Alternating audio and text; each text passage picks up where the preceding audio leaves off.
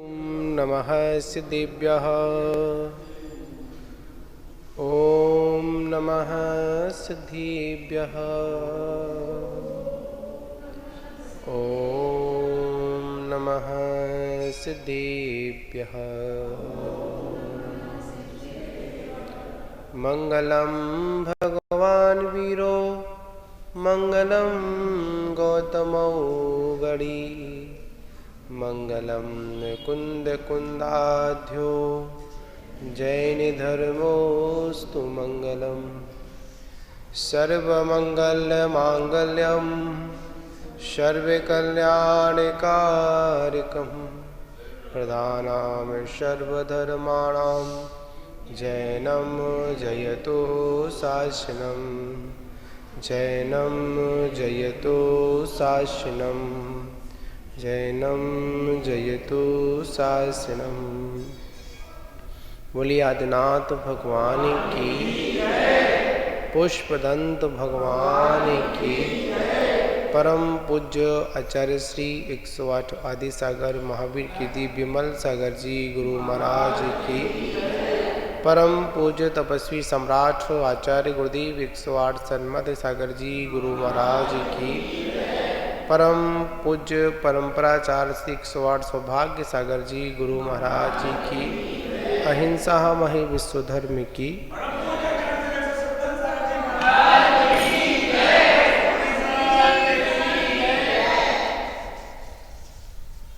मान बाबू, कल हम सभी लोग चित्र से चरित्र की ओर चल रहे थे।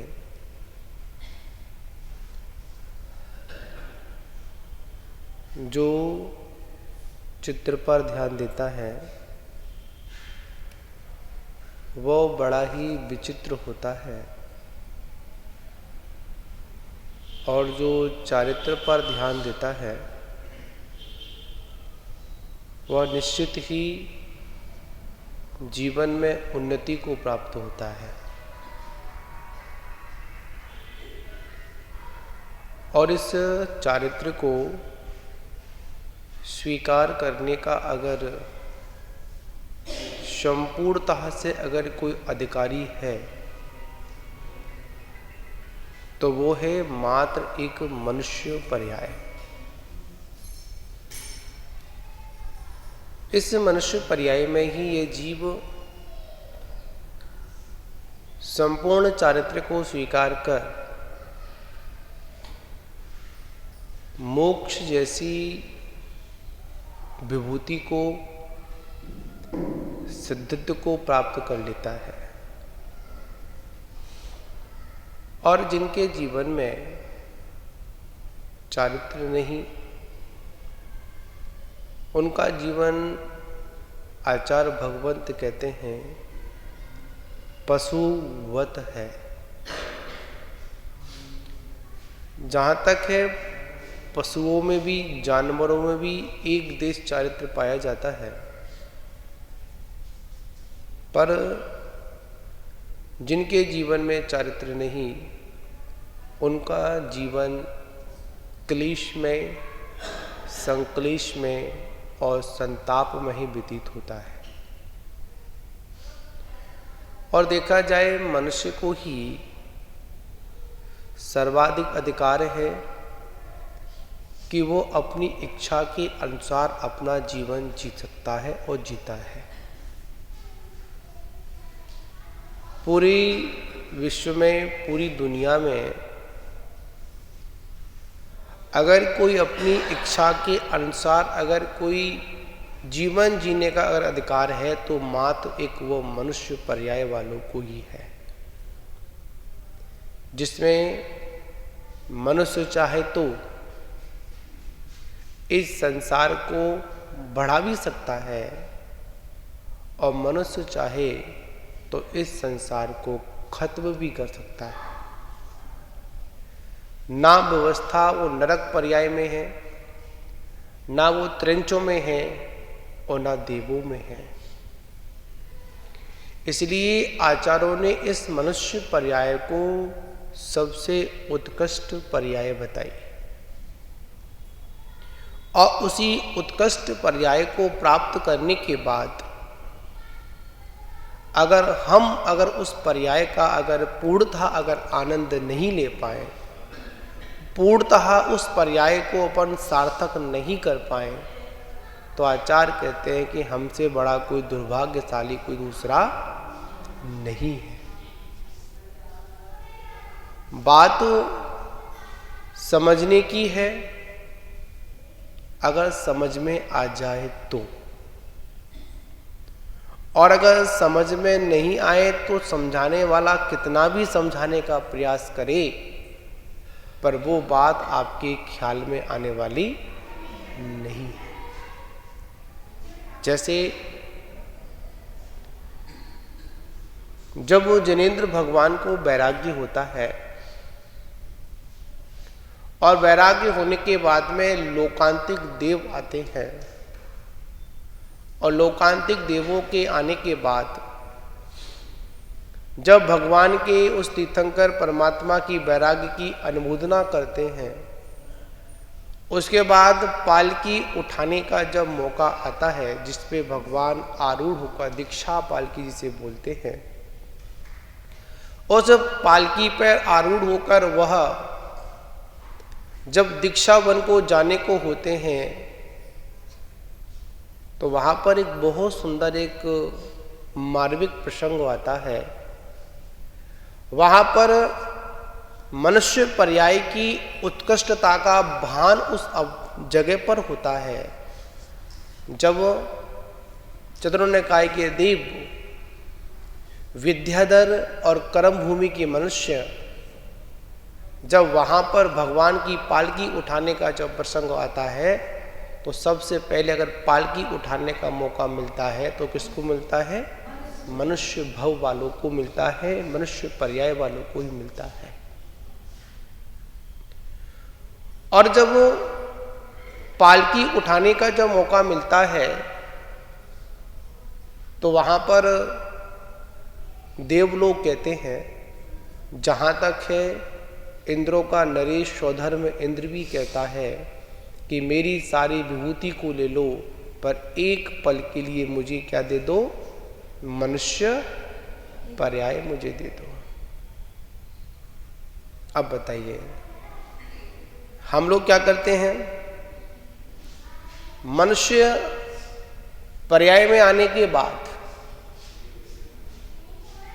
भावना करते हैं मनुष्य पर्याय छूट जाए और मुझे स्वर्ग का वैभव प्राप्त हो जाए। कौन सा वैभव प्राप्त हो जाए?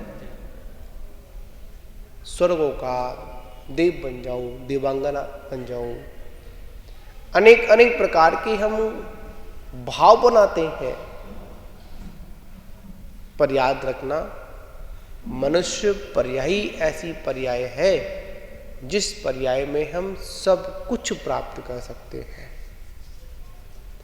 और उसमें भी 15 कर्म भूमियों में हमारा जन्म होना। कहां पर? जो 15 कर्म भूमियां हैं, और वैसे देखा तो 170 कर्म भूमियां हैं, और अपन मोटी मोटी बात करें तो 2.5 द्वीप में हमारा जन्म होना ही हमारे लिए बड़ी सौभाग्य की बात है। क्योंकि 2.5 द्वीप के बाहर मनुष्यों का क्या नहीं होता है? आना और जाना नहीं होता है। 2.5 द्वीप के अंदर ही मनुष्य रहते हैं। बात यहां पर मनुष्य जीवन की सार्थकता की है, तो मनुष्य जीवन को सार्थक कैसे करें? तो आचार्य भगवंत कहते हैं, मनुष्य जीवन को सार्थक करने का मात्र एक ही माध्यम है कि हम अपने जीवन को संयमित बनाएं। कैसा बनाएं? संयमित बनाएं। और हमारा जीवन तभी संयमित होगा कि जब हम उस मनुष्य भव की पर्याय के महत्व को समझते होंगे तब। बाबा जी थोड़ा बाहर बात कर लें, आप बंद कर दें उसको। ये मतलब की बात है आपके, फिलहाल तो अभी जो सब संसार में आप करते आए हैं अभी तक। बात यहां समझने वाली है कि मनुष्य जीवन को सार्थक करने के लिए संयम अवश्य हो, और संयम का मतलब ऐसा है, मात्र एक छोटा सा ही अगर हमारे जीवन में संयम हो तो वो संयम भी हमारे जीवन में बहुत बड़ा विशाल रूप ले सकता है। आचार्य कहते हैं कि हमारे मनुष्य जीवन की सार्थकता तब है जब हम अपने जीवन की जब इस मनुष्य पर्याय को विदा करें तो भोगों के साथ में नहीं, योग के साथ में इस जीवन को विराम दें। क्या करें? दो चीजें हैं, एक योग और एक भोग। एक कथन आता है, पढ़ने को मिला, एक बार खावे वो योगी, जो दो बार खावे वह भोगी, और जो बार बार खावे वह रोगी। क्या था? एक बार खावे योगी, दो बार खावे भोगी, और जो बार बार खावे कौन? रोगी। किसी रोगी व्यक्ति को पल पल पर पानी पिलाना पड़ता है, पल पल पर उसको कुछ ना कुछ खाने को देना पड़ता, एकदम नहीं खा पाता है।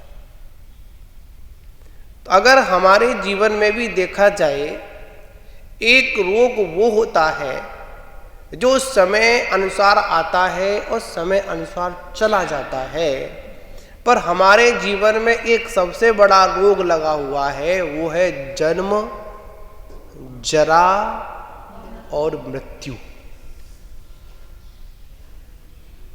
अब यहां पर किसी से पूछ लिया जाए, जीना तो सभी चाहते हैं,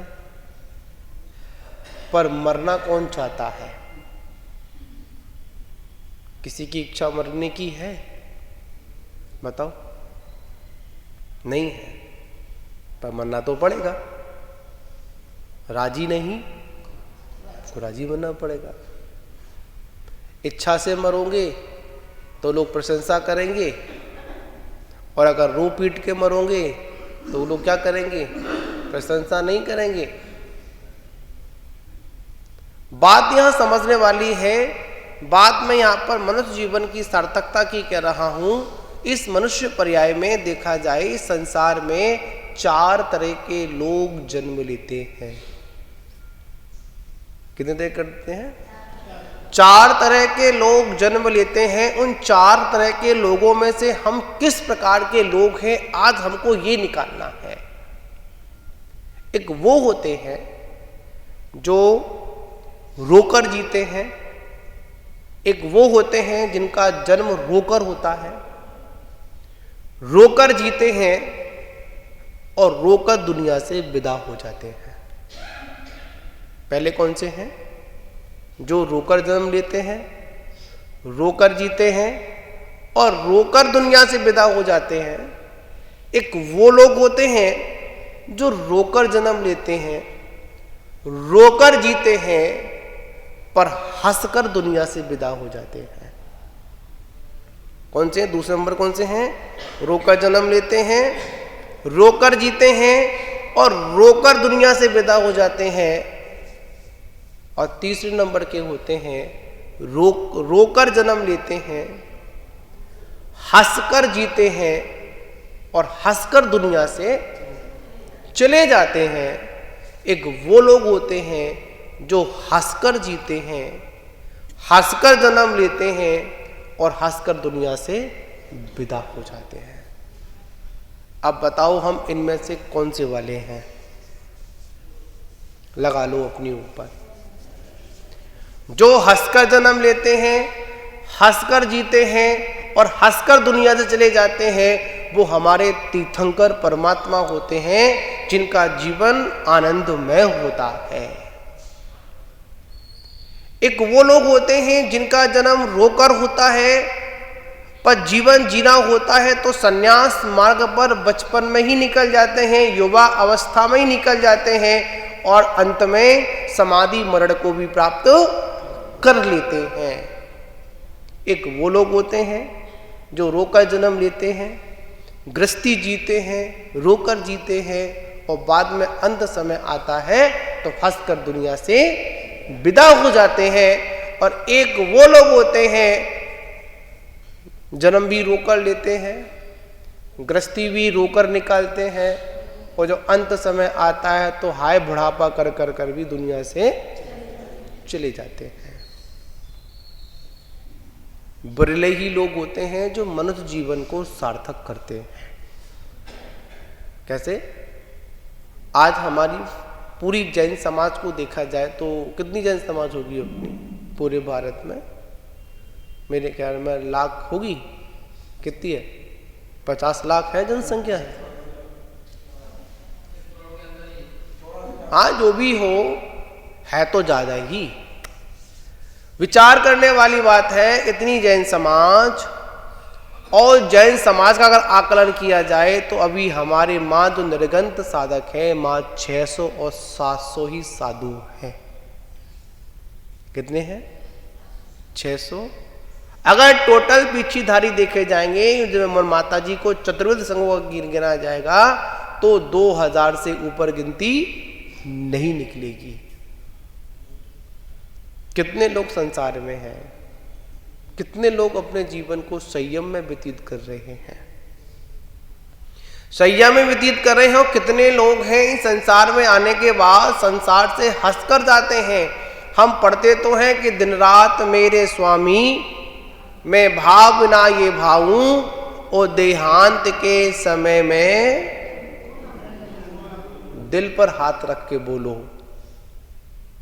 ऐसी भावना होती है कि तुमको ना भूल जाओ। बताओ कितने लोग ऐसी भावना बातें हैं? ईशान जी बातें हो क्या? पढ़ ही लेते हो, बातें नहीं हो, भाई नहीं पाते हो, समय ही नहीं है वकीलात करने से। क्यों वकील साहब? वकील ना, दूसरे का केस लड़ते लड़ते क्या हुआ? पूरा जीवन निकल गया। किनका केस लड़ते लड़ते? दूसरों का केस लड़ते लड़ते पूरा जीवन निकल गया। जब अपनी फाइल ऊपर आई तो हम हार गए, जीवन निकल गया। क्या हुई? दूसरों की फाइल को ऊपर नीचे करते करते पूरा जीवन निकल गया हमारा।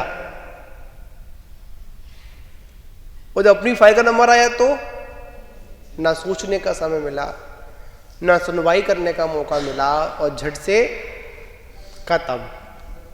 ना कहने का मौका, ना सुनने का मौका, ना दलील लगा सकते हैं, ना सिफारिश लगा सकते हैं और ना कुछ ऊपर से नीचे से कुछ दे सकते। जब काल बलि आता है तो किसी की चल नहीं पाती है। 12 भावना में भी आता है कि काल सिंह ने मृग चेतन को घेरा भाववन में। याद रखना, हमको भी अगर कोई घेरे उससे पहले हम भी क्या करें? अपना हिसाब किताब ठीक रखें। मनुष्य भव की बात है, मनुष्य पर्याय की बात है। हमको अपने जीवन को ऐसा बनाना है जो पढ़ते हैं उसको गुनना भी चाहिए। हम पढ़ते दिन रात मेरे स्वामी ये भावना ये भाऊं और देहांत के समय में माया को ना भूल जाऊं। किसको नहीं भूल जाऊं? परिवार ना भूल जाऊं, नाती ना भूल जाऊं, पंक्ति ना भूल जाऊं। एक सोने की सीढ़ी भी चढ़ते हैं, चढ़ते ना? कब चढ़ते हैं बताओ? जब क्या हो जाए? संति है, संति हो जाए।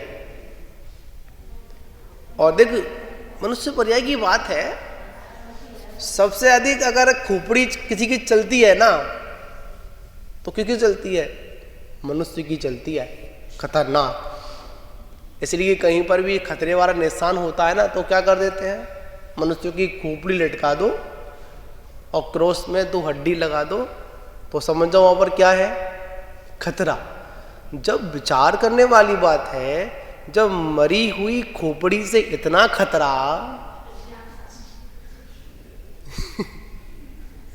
क्या, मरी हुई खोपड़ी से, शमशान की खोपड़ी से इतना खतरा, तो साक्षात जब खोपड़ी चलती होगी तो कितना खतरा होगा पता ही नहीं। खोपड़ी चल जाए, किसी का दिमाग चल जाए तो बड़ा खतरनाक हो जाता है। इस खोपड़ी में बहुत सारी बातें आती हैं, बहुत सारी चीजें आती रहती हैं। हमारी खोपड़ी बहुत चलती है। आचार्य कहते हैं इस खोपड़ी को शांत रखो। कैसा रखो? एक नुस्खा है कि पैर गरम पेट नरम। पहचान गए? क्या बात है। क्या? पैर गरम, सुनो सुनो सुनो, हमारी सुनो अभी, पर बाद में सुनेंगे हम। क्या? पैर गरम पेट नरम सर हो ठंडा। तो कहा था कि बैत आवे बामे मारो एक डंडा। मतलब डंडे मारने की बात एक कोटेशन था, पढ़ने को मिला, बुजुर्गों से सुना था। आज क्या हो गया है? विपरीत हो गया है। आज हमारे मनुष्य जीवन में देखा जाए, सर गरम पेट कड़ा और पैर ठंडे।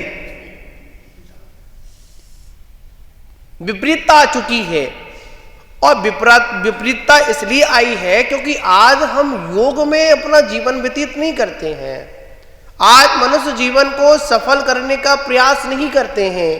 आज मनुष्य जीवन को सार्थक करना है, उसकी ओर हमारा ध्यान ही नहीं जाता है।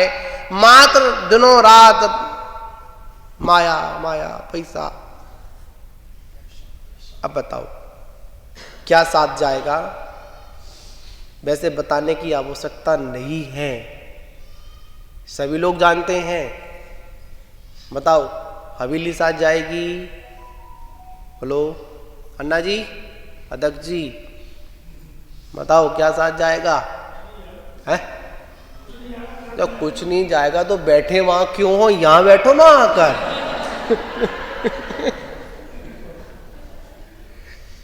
क्या जी? सोचने वाली बात है, विचार करने वाली बात है। तो कुछ भी नहीं जाएगा।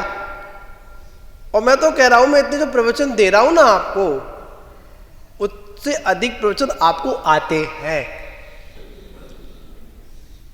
पर क्या करें, छूटता नहीं है। क्या नहीं होता?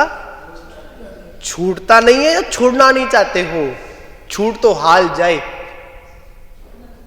छोड़ना नहीं चाहते हैं। यही तो हमारे दुख का बहुत बड़ा कारण है। क्या कारण है? दुख का बहुत बड़ा कारण है।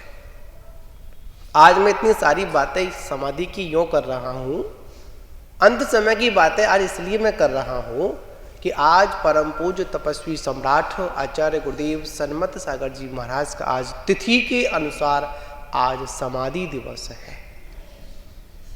कौन सा दिवस है? वास्तविकता में देखा जाए इस मनुष्य भव की पर्याय तपस्या से है। किससे है? आज हिंदुस्तान में कोई ऐसा कोई समाज नहीं है, जैन समाज नहीं हो, जो तपस्वी सम्राट को नहीं जानता हो। सन्मत सागर महाराज के नाम से कोई जाने या ना जाने, पर तपस्वी सम्राट के नाम से तो सभी लोग परिचित है। मट्ठा वाले महाराज के नाम से तो सभी लोग परिचित हैं। और ज्यादा दूर नहीं, पास में ही गांव में पपोतू में आचार्य महाराज का जन्म हुआ। कॉन्वेंट परिवार के आप हैं? अच्छा, वो बैठे हुए हैं। बात समझने वाली है। ऐसे महान आचार्य जिन्होंने आज के दिन वैसे तो जब किसी का वियोग होता है तो दुख होता है, जब कोई छोड़कर जाता है तो मन में पीड़ा होती है, पर पीड़ा उसी की होती है जो मरता है, जिसकी मृत्यु होती है उसका दुख होता है। पर जिसका समाधि मरण होता है उसका दुख नहीं, उसका तो महोत्सव होता है। क्या होता है? महोत्सव होता है। आज प्रातः काल की बेला में उन्होंने इस मरण को मरण नहीं महोत्सव बना दिया। दुख तो था, दुख इस बात का था कि गुरु अब हमारे बीच में नहीं है, पर एक तरफ देखा जाए खुशी इस बात की थी कि अब उनको कालांतर में निश्चित ही निर्वाण की प्राप्ति अवश्य होगी। संसार के दुखों से उनको निश्चित ही मुक्ति मिलेगी, इसमें कोई संशय नहीं है। ऐसे महान आचार्य तपस्वी सम्राट जिन्होंने अपने जीवन को आज सार्थक कर दिया, जिन्होंने दीक्षा को आज सार्थक कर दिया।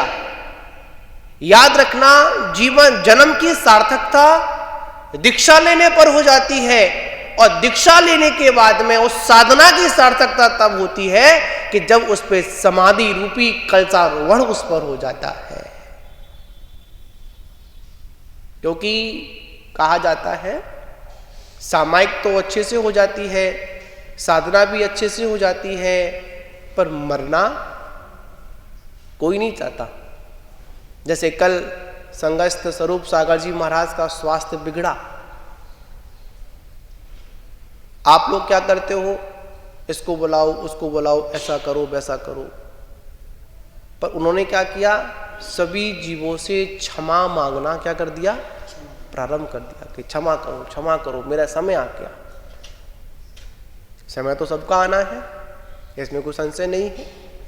बात यहां पर है कि आज प्रातः काल की बेला में तपस्वी सम्राट आचार्य गुरुदेव ने समाधि संलेखना को प्राप्त किया। और याद रखना, बहुत से लोग कहते हैं कि समाधि आत्महत्या है। याद रखना, आत्महत्या नहीं, समाधि तो एक साधना है। जब मृत्यु समय अति निकट होता है तब जाकर समाधि स्वीकार की जाती है। मरने के लिए समाधि ग्रहण नहीं की जाती है। मरण समय अति निकट आने पर तब संलेखना को, संधारा को, संलेखना को स्वीकार किया जाता है। जिनका जीवन वास्तविकता में बड़ा महत्वपूर्ण था, जिन्हों के चरण सानिध्य में बैठकर अनेक भव्य आत्माओं ने अपना कल्याण किया, ऐसे तपस्वी सम्राट आचार्य गुरुदेव सन्मत सागर महाराज ने आज तिथि अनुसार पौष कृष्णा तृतीया के दिन ब्रह्म मुहूर्त में उस आत्म समाधि को प्राप्त किया। और समाधि को प्राप्त होने के बाद उन्होंने निश्चित ही देव पर्याय को प्राप्ति हुए होंगे, और कालांतर में उनको निर्वाण की प्राप्ति अवश्य होगी। तो बंधुओं, इसलिए कहा जाता है कि दिन रात मेरे स्वामी मैं भावना ये भाऊं, और देहांत के समय में तुमको न भूल जाऊं। मतलब ये रटना तो हमेशा होनी चाहिए। और मात जिन शासन एक ऐसा साधन है जिसमें जन्म के महोत्सव को कम महत्व दिया जाता है, मरण के महोत्सव को बड़ा ही महत्व दिया जाता है। जब भगवान का निर्वाण उत्सव होता है, हम लोग क्या चढ़ाते हैं? लोग तो वैसे जन्म पर लाड़ू बांटते हैं, पर हमारे यहां तो निर्वाण उत्सव, मोक्ष कल्याणक पर लाडू भगवान के चरणों में चढ़ाए जाते हैं। तो मान बाबू, हम सभी मनुष्य हैं। कौन है? मनुष्य हैं, संगी पंचेंद्रिय हैं। जहां तक है हमारे पास सारी व्यवस्थाएं हमारे अनुसार हैं। ठंड लगती है तुरंत हम कंबल का प्रयोग कर लेते हैं। भूख लगती है झट से बना लेते हैं या बना हुआ ग्रहण कर लेते हैं। सारी चीजें हम अपने अनुसार भी कर लेते हैं। कभी एक बार त्रिंच पर्याय को देख लेना। किसको देख लेना? त्रिंचों को देख लेना। ना तन पर वस्त्र, ना खाने का कोई इंतजाम। कल मैं जैन पार्क में था, संध्या काल की, मतलब जब मैं समय के बाद बाहर निकला तो मैंने शुद्धि के लिए गया था। एक जानवर था, कुत्ता। इन सारी चीजों को देखकर बोध पैदा होता है, डर भी पैदा होता है। जब मैं गया तो देखा, ठंडी का समय तो चल ही रहा है, न ठंडी का समय है, तो वहां पर बैठ कर देखा मैंने, तो एक जानवर, वो कुत्ता सुकुड़ कर बैठा हुआ है। ना छत है, ना कोई इंतजाम है, तो बैठा हुआ है। एक भय भी पैदा हुआ, कहीं मेरे द्वारा ऐसा कोई कर्म ना हो जाए, कहीं आगे वाली पर्याय मेरी ये हो जाए, ऐसा डर। और दया इस बात की कि देखो कौन सा कर्म का बंद किया होगा कि आज इसको ये त्रिंच पर्याय में प्राप्त हुई। इसके पास तन ढकने को क्या नहीं है। जब संसार के दुखों को देखते हैं तो अपने दुख भूल जाते हैं, कम लगते हैं। महान बाबू बहुत सारी चीज देखते हैं, जीव जंतु को देखते हैं, हम ऐसे ही निकल जाते हैं, हम ऐसे ही उनकी विराधना कर देते हैं। नहीं, ऐसा नहीं करना। ऐसा करने से कभी कभी एक अच्छा कोटेशन पढ़ा मैंने, प्रवचन था, अगर कोई भिखारी अगर आपके दरवाजे पर अगर भीख मांगने अगर आ जाए तो कभी उसको ठुकराना मत। क्या नहीं करना? कभी उसको ठुकराना मत, कभी उसको धक्का मत दे देना। वहां पर यही चिंतन कर लेना कि ये आज दरिद्र क्यों हुआ, दरिद्रता होने का कारण क्या है। मात्र एक ही कारण है कि इसने पूर्व पर्याय में कभी दान पुण्य नहीं किया होगा। आज कटोरा इसके हाथ में है, अगर मैंने भी अगर जिनेंद्र भगवान की पूजा में दान पुण्य नहीं किया तो ये कटोरा कल मेरे पास आने में वक्त नहीं लगेगा। दान पुण्य कर लोगे, काला कुछ भी साथ नहीं जाएगा, सब यहीं रह जाएगा, सब जानते हैं, पर मानने को कोई भी तैयार नहीं होता है। तो महान बाबू, सर्दी का समय है और बहुत लोग होते हैं, देखो कितने कितने बैठो ना पेड़ कर,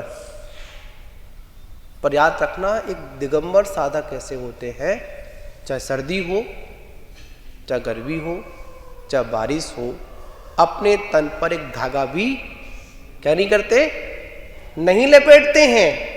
बताओ क्यों नहीं लपेटते हैं, क्या कारण है? क्या उनके पास नहीं है? है।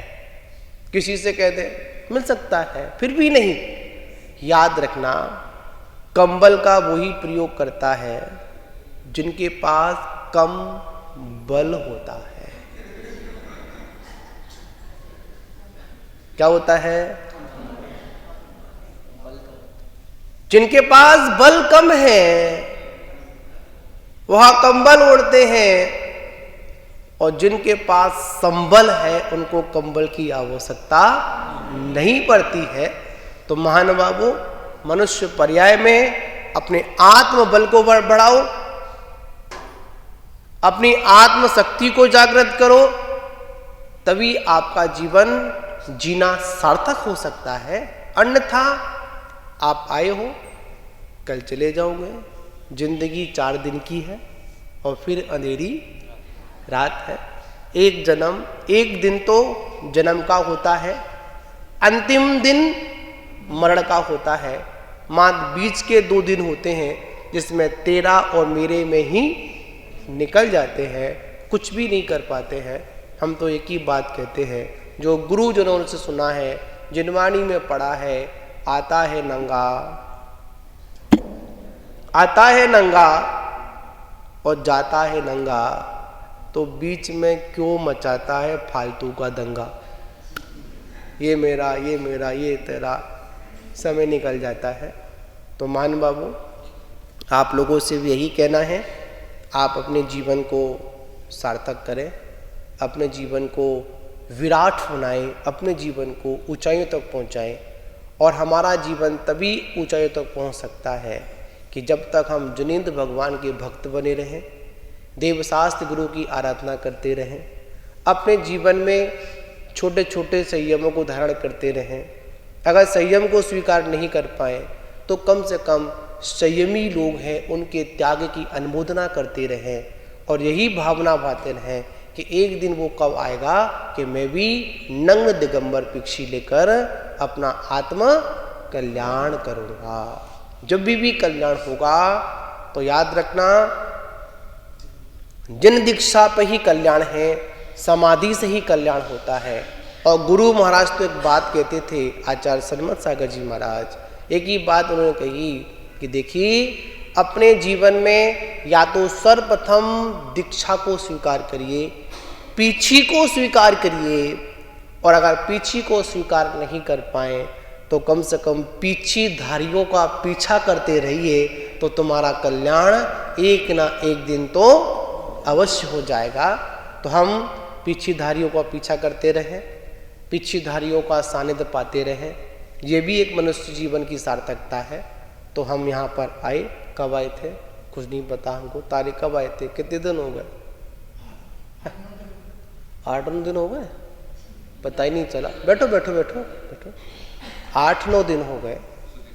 हाँ जी, 8-9 दिन हो गए यहाँ पर हम लोगों के अल्प प्रवास रहा।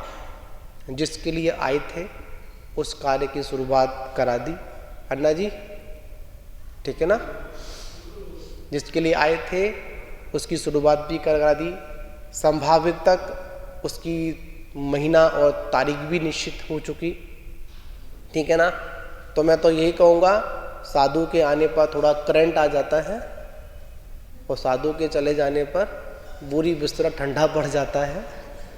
आप लोग ठंडे मत पड़ना, क्योंकि मैं आसपास ही हूँ, ठीक है? जब आपको आवश्यकता पड़े या जब मेरा भाव होगा मैं एडमतपुर आ जाऊँगा। मेरा सिर्फ यही भाव है कि हमारे जो त्रिमूर्ति जिन बिंब हैं वो अति शीघ्र पूज्यता को प्राप्त हो, चाहे वो कैसे भी हो, ठीक है ना? हमको ये करना है, ये समाज के लिए भी संदेश है। कोई बात नहीं, अभी बोल रहे थे कुछ दिन पहले, हम अपने घर बना लेते हैं, हवेली बना लेते हैं, अच्छी व्यवस्था कर लेते हैं, पर जुनिंद परमात्मा के लिए क्या क्या करते हैं? कंजूसी करते हैं। अरे कर लेंगे, क्या करेंगे करके, भगवान तो बीतरागी हैं, अपने घर का पत्थर बढ़िया, क्यों जी? अपने घर का पत्थर बढ़िया और भगवान का आसन, ठीक है, भगवान तो बीतरागी ने का मतलब ऐसा नहीं। कहा जाता है मंदिर से समाज की पहचान होती है। जितना सुंदर जनाले होगा, जितने सुंदर हमारे मंदिर की व्यवस्थाएं होंगी, उतना समाज का सूचक मिलता है। तो याद रखना, जो कुछ भी है इन्हीं की कृपा से है, इन्हीं की से मिला है। अगर इनसे जो प्राप्त हुआ है, इनकी भक्ति से प्राप्त हुआ है, अगर इनकी भक्ति में अगर लग जाए तो इसमें कोई दिक्कत वाली बात नहीं है। तो आप लोग अति शीघ्र जो आपका कार्य अपूर्ण है उसको पूर्णता को लेकर आए। तो इसी के साथ विराम लूँगा। बोली महावीर भगवान की। और आज तो अगर हमारे जीवन में भी देखा जाए, एक रोग वो होता है जो समय अनुसार आता है और समय अनुसार चला जाता है, पर हमारे जीवन में एक सबसे बड़ा रोग लगा हुआ है, वो है जन्म, जरा और मृत्यु। अब यहां पर किसी से पूछ लिया जाए, जीना तो सभी चाहते हैं, पर मरना कौन चाहता है? किसी की इच्छा मरने की है? बताओ, नहीं है, पर मरना तो पड़ेगा। राजी नहीं तो राजी बनना पड़ेगा। इच्छा से मरोगे तो लोग प्रशंसा करेंगे, और अगर रो पीट के मरोगे तो वो लोग क्या करेंगे? प्रशंसा नहीं करेंगे। बात यहां समझने वाली है। बात मैं यहां पर मनुष्य जीवन की सार्थकता की कह रहा हूं।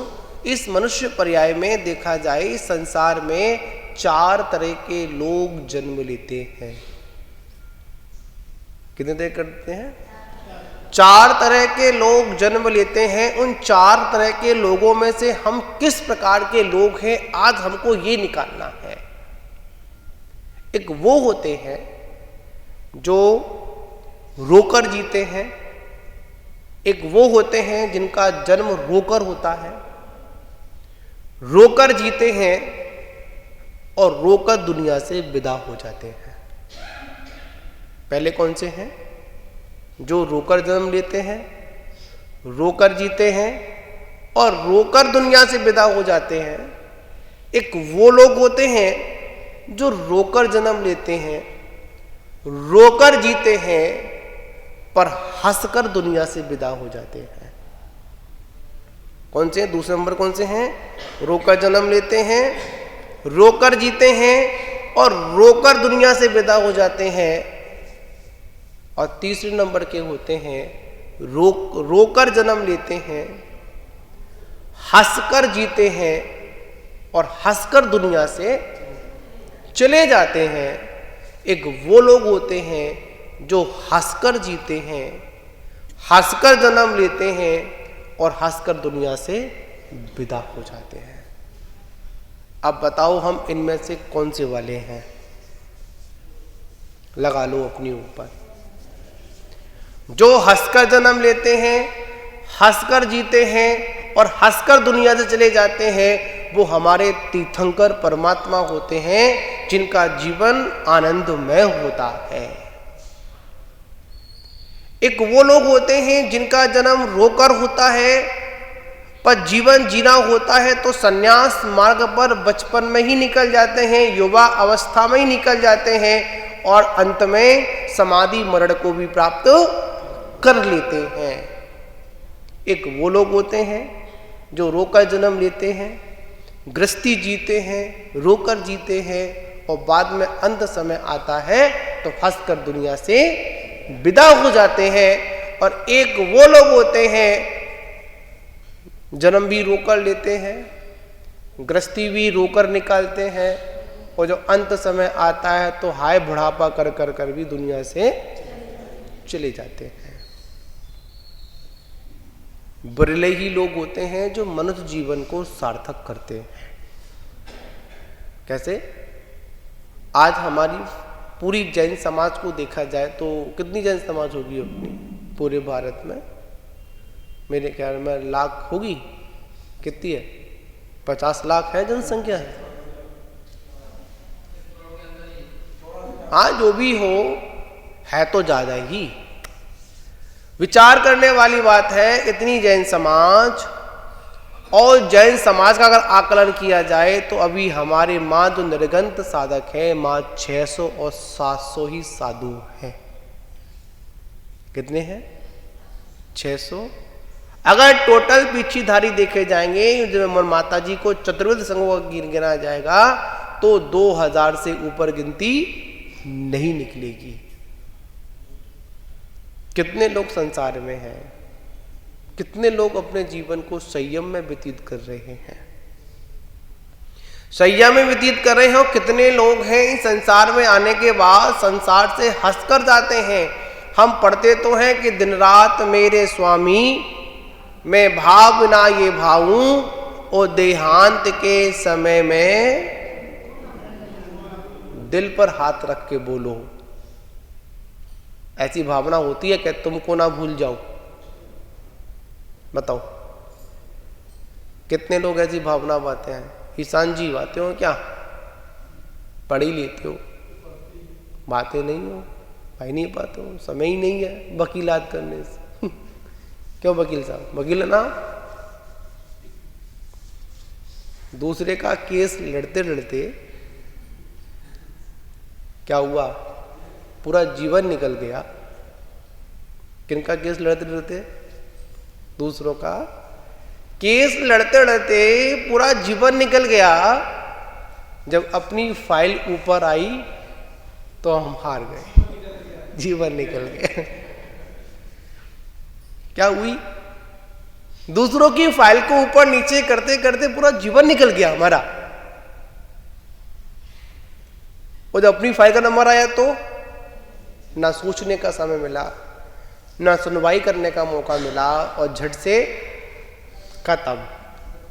ना कहने का मौका, ना सुनने का मौका, ना दलील लगा सकते हैं, ना सिफारिश लगा सकते हैं, और ना कुछ ऊपर से नीचे से कुछ दे सकते। जब काल बलि आता है तो किसी की चल नहीं पाती है।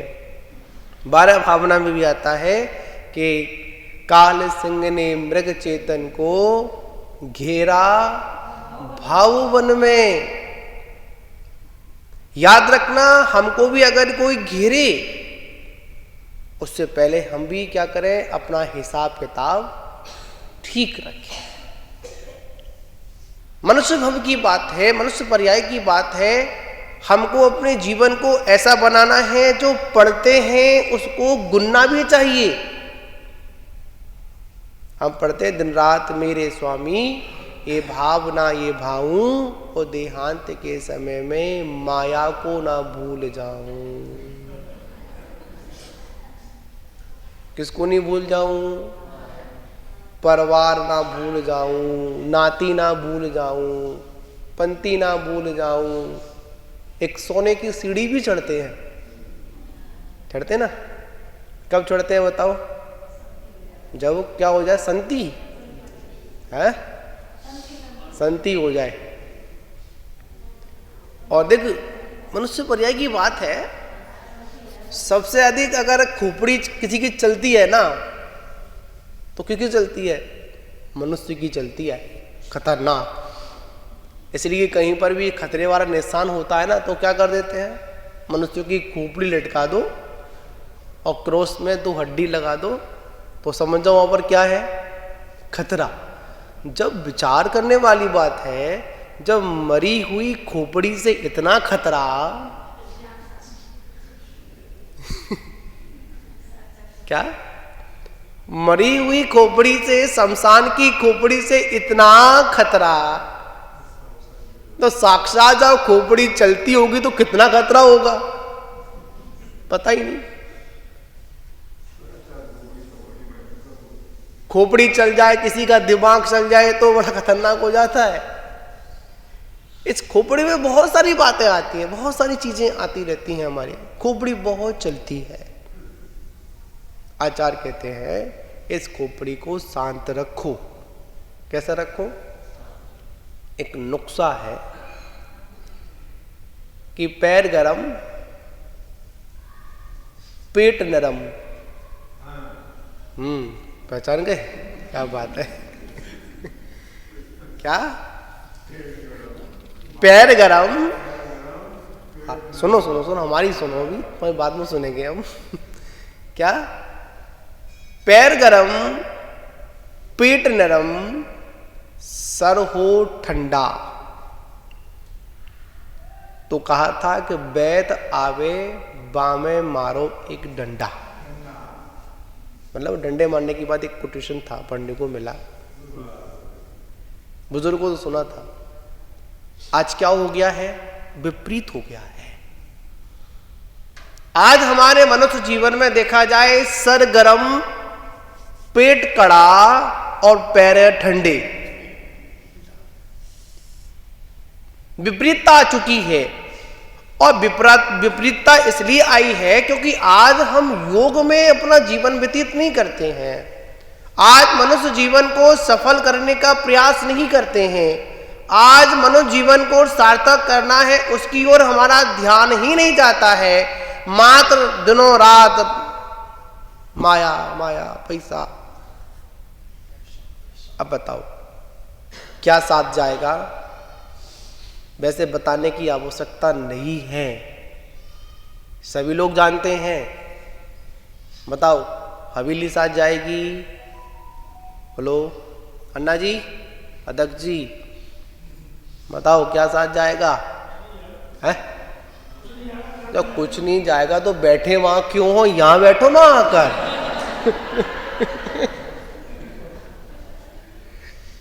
क्या जी, सोचने वाली बात है, विचार करने वाली बात है। जब कुछ भी नहीं जाएगा, और मैं तो कह रहा हूं, मैं इतने जो प्रवचन दे रहा हूं ना आपको, उससे अधिक प्रवचन आपको आते हैं, पर क्या करें, छूटता नहीं है। क्या नहीं होता? छूटता नहीं है, या छोड़ना नहीं चाहते हो? छूट तो हाल जाए, छोड़ना नहीं चाहते हैं। यही तो हमारे दुख का बहुत बड़ा कारण है। क्या कारण है? दुख का बहुत बड़ा कारण है। आज मैं इतनी सारी बातें समाधि की कर रहा हूं, अंत समय की बातें आज इसलिए मैं कर रहा हूं कि आज परम पूज्य तपस्वी सम्राट आचार्य गुरुदेव सन्मत सागर जी महाराज का आज तिथि के अनुसार आज समाधि दिवस है। कौन सा दिवस है? वास्तविकता में देखा जाए इस मनुष्य भव की पर्याय तपस्या से है। किससे है? आज हिंदुस्तान में कोई ऐसा कोई समाज नहीं है, जैन समाज नहीं हो, जो तपस्वी सम्राट को नहीं जानता हो। सन्मत सागर महाराज के नाम से कोई जाने या ना जाने, पर तपस्वी सम्राट के नाम से तो सभी लोग परिचित है। मट्ठा वाले महाराज के नाम से तो सभी लोग परिचित हैं। और ज्यादा दूर नहीं, पास में ही गांव में पपोतू में आचार्य महाराज का जन्म हुआ। कॉन्वेंट परिवार के आप हैं? अच्छा, वो बैठे हुए हैं। बात समझने वाली है। ऐसे महान आचार्य जिन्होंने आज के दिन, वैसे तो जब किसी का वियोग होता है तो दुख होता है, जब कोई छोड़कर जाता है तो मन में पीड़ा होती है, पर पीड़ा उसी की होती है जो मरता है, जिसकी मृत्यु होती है उसका दुख होता है। पर जिसका समाधि मरण होता है उसका दुख नहीं, उसका तो महोत्सव होता है। क्या होता है?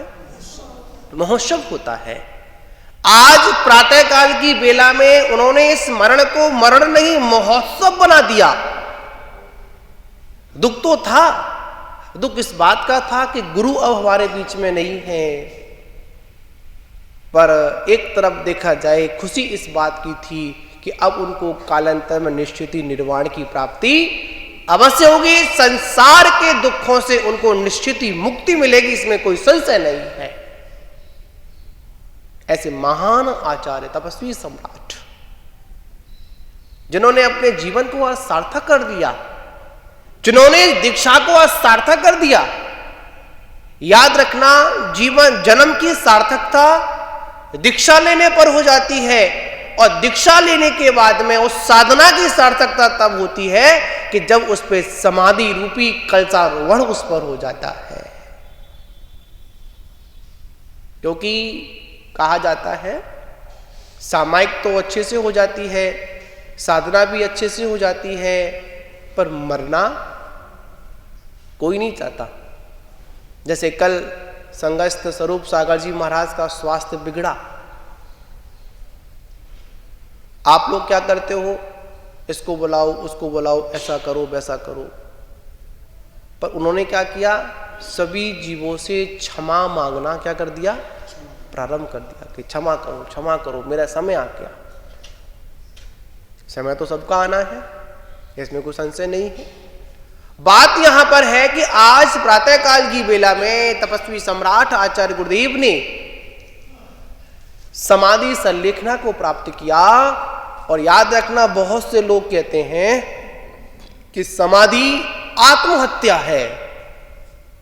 याद रखना, आत्महत्या नहीं, समाधि तो एक साधना है। जब मृत्यु समय अति निकट होता है तब जाकर समाधि स्वीकार की जाती है। मरने के लिए समाधि ग्रहण नहीं की जाती है, मरण समय अति निकट आने पर तब संलेखना को, संधारा को, संलेखना को स्वीकार किया जाता है।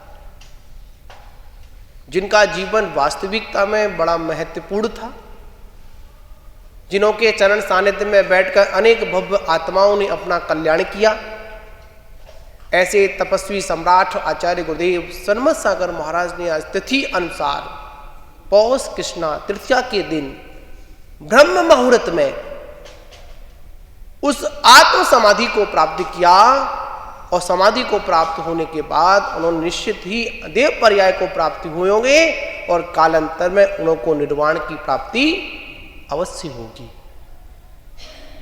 तो बंधुओं, इसलिए कहा जाता है कि दिन रात मेरे स्वामी मैं भावना ये भाऊं, और देहांत के समय में तुमको न भूल जाऊं। मतलब ये रटना तो हमेशा होनी चाहिए, और मात जन शासन एक ऐसा साधन है जिसमें जन्म के महोत्सव को कम महत्व दिया जाता है, मरण के महोत्सव को बड़ा ही महत्व दिया जाता है। जब भगवान का निर्वाण उत्सव होता है, हम लोग क्या चढ़ाते हैं? लोग तो वैसे जन्म पर लाड़ू बांटते हैं, पर हमारे यहां तो निर्वाण उत्सव, मोक्ष कल्याणक पर लाडू भगवान के चरणों में चढ़ाए जाते हैं। तो मान बाबू, हम सभी मनुष्य हैं। कौन है? मनुष्य हैं, संगी पंचेंद्रिय हैं। जहां तक है हमारे पास सारी व्यवस्थाएं हमारे अनुसार हैं। ठंड लगती है तुरंत हम कंबल का प्रयोग कर लेते हैं, भूख लगती है झट से बना लेते हैं या बना हुआ ग्रहण कर लेते हैं। सारी चीजें हम अपने अनुसार भी कर लेते हैं। कभी एक बार त्रिंच पर्याय को देख लेना। किसको देख लेना? त्रिंचों को देख लेना। ना तन पर वस्त्र, ना खाने का कोई इंतजाम। कल मैं जैन पार्क में था, संध्या काल की, मतलब जब मैं समय के बाद बाहर निकला तो मैंने शुद्धि के लिए गया था। एक जानवर था, कुत्ता। इन सारी चीजों को देखकर बोध पैदा होता है, डर भी पैदा होता है। जब मैं गया तो देखा ठंडी का समय तो चल ही रहा है, न ठंडी का समय है, तो वहां पर बैठ कर देखा मैंने, तो एक जानवर, वो कुत्ता सुकुड़ कर बैठा हुआ है। ना छत है, ना कोई इंतजाम है, तो बैठा हुआ है। एक भय भी पैदा हुआ, कहीं मेरे द्वारा ऐसा कोई कर्म ना हो जाए, कहीं आगे वाली पर्याय मेरी ये हो जाए, ऐसा डर। और दया इस बात की कि देखो कौन सा कर्म का बंद किया होगा कि आज इसको ये त्रिंच पर्याय में प्राप्त हुई। इसके पास तन ढकने को क्या नहीं है। जब संसार के दुखों को देखते हैं तो अपने दुख भूल जाते हैं, कम लगते हैं। महान बाबू, बहुत सारी चीज देखते हैं, जीव जंतु को देखते हैं, हम ऐसे ही निकल जाते हैं, हम ऐसे ही उनकी विराधना कर देते हैं। नहीं, ऐसा नहीं करना। ऐसा करने से कभी कभी एक अच्छा कोटेशन पढ़ा मैंने, प्रवचन था, अगर कोई भिखारी अगर आपके दरवाजे पर अगर भीख मांगने अगर आ जाए तो कभी उसको ठुकराना मत। क्या नहीं करना? कभी उसको ठुकराना मत, कभी उसको धक्का मत दे देना। वहां पर यही चिंतन कर लेना कि ये आज दरिद्र क्यों हुआ, दरिद्रता होने का कारण क्या है। मात्र एक ही कारण है कि इसने पूर्व पर्याय में कभी दान पुण्य नहीं किया होगा। आज कटोरा इसके हाथ में है। अगर मैंने भी अगर जिनेंद्र भगवान की पूजा में दान पुण्य नहीं किया तो ये कटोरा कल मेरे पास आने में वक्त नहीं लगेगा। दान पुण्य कर लोगे, खाना कुछ भी साथ नहीं जाएगा, सब यहीं रह जाएगा, सब जानते हैं, पर मानने को कोई भी तैयार नहीं होता है। तो महान बाबू, सर्दी का समय है और बहुत लोग होते हैं, देखो कितने कितने बैठो ना पेड़ कर, पर याद रखना एक दिगंबर साधक कैसे होते हैं, चाहे सर्दी हो, चाहे गर्मी हो, चाहे बारिश हो, अपने तन पर एक धागा भी क्या नहीं करते, नहीं लपेटते हैं। बताओ क्यों नहीं लपेटते हैं, क्या कारण है? क्या उनके पास नहीं है? है। किसी से कह दे मिल सकता है, फिर भी नहीं। याद रखना, कंबल का वही प्रयोग करता है जिनके पास कम बल होता है। क्या होता है? जिनके पास बल कम है वह कंबल ओढ़ते हैं, और जिनके पास संबल है उनको कंबल की आवश्यकता नहीं पड़ती है। तो महान बाबू, मनुष्य पर्याय में अपने आत्मबल को बढ़ाओ,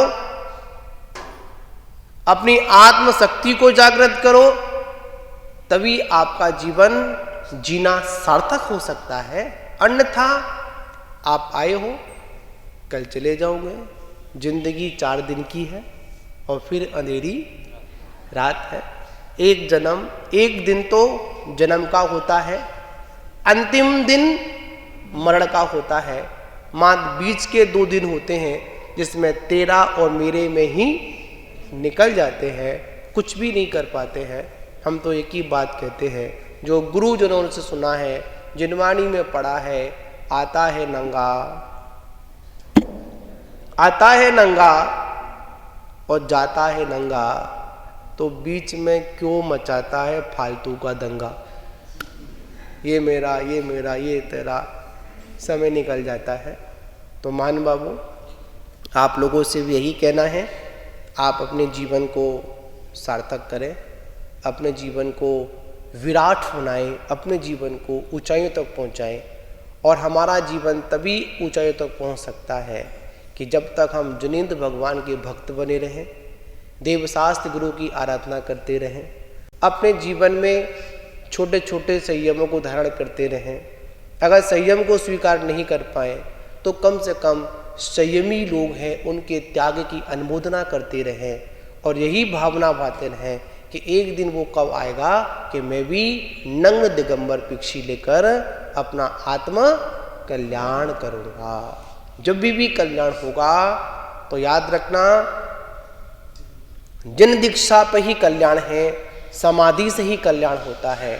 और गुरु महाराज तो एक बात कहते थे, आचार्य सन्मत सागर जी महाराज, एक ही बात उन्होंने कही कि देखिए, अपने जीवन में या तो सर्वप्रथम दीक्षा को स्वीकार करिए, पीछी को स्वीकार करिए, और अगर पीछी को स्वीकार नहीं कर पाए तो कम से कम पीछी धारियों का पीछा करते रहिए, तो तुम्हारा कल्याण एक ना एक दिन तो अवश्य हो जाएगा। तो हम पीछी धारियों का पीछा करते रहें, पीछी धारियों का सानिध्य पाते रहें, ये भी एक मनुष्य जीवन की सार्थकता है। तो हम यहाँ पर आए, कब आए थे कुछ नहीं पता हमको, तारीख कब आए थे, कितने दिन हो गए, 8-9 दिन हो गए, पता ही नहीं चला। बैठो बैठो बैठो बैठो, 8-9 दिन हो गए। हाँ जी, 8-9 दिन हो गए यहाँ पर हम लोगों के अल्प प्रवास रहा। जिसके लिए आए थे उस कार्य की शुरुआत करा दी अन्ना जी, ठीक है ना। जिसके लिए आए थे उसकी शुरुआत भी करा दी, संभावित तक उसकी महीना और तारीख भी निश्चित हो चुकी, ठीक है ना। तो मैं तो यही कहूँगा, साधु के आने पर थोड़ा करंट आ जाता है और साधु के चले जाने पर पूरी बिस्तर ठंडा पड़ जाता है। आप लोग ठंडे मत पड़ना, क्योंकि मैं आसपास ही हूँ, ठीक है। जब आपको आवश्यकता पड़े या जब मेरा भाव होगा मैं एडमतपुर आ जाऊँगा। मेरा सिर्फ यही भाव है कि हमारे जो त्रिमूर्ति जिन बिंब हैं वो अति शीघ्र पूज्यता को प्राप्त हो, चाहे वो कैसे भी हो, ठीक है ना। हमको ये करना है, ये समाज के लिए भी संदेश है। कोई बात नहीं, अभी बोल रहे थे कुछ दिन पहले, हम अपने घर बना लेते हैं, हवेली बना लेते हैं, अच्छी व्यवस्था कर लेते हैं, पर जिनेंद्र परमात्मा के लिए क्या क्या करते हैं? कंजूसी करते हैं। अरे कर लेंगे, क्या करेंगे करके।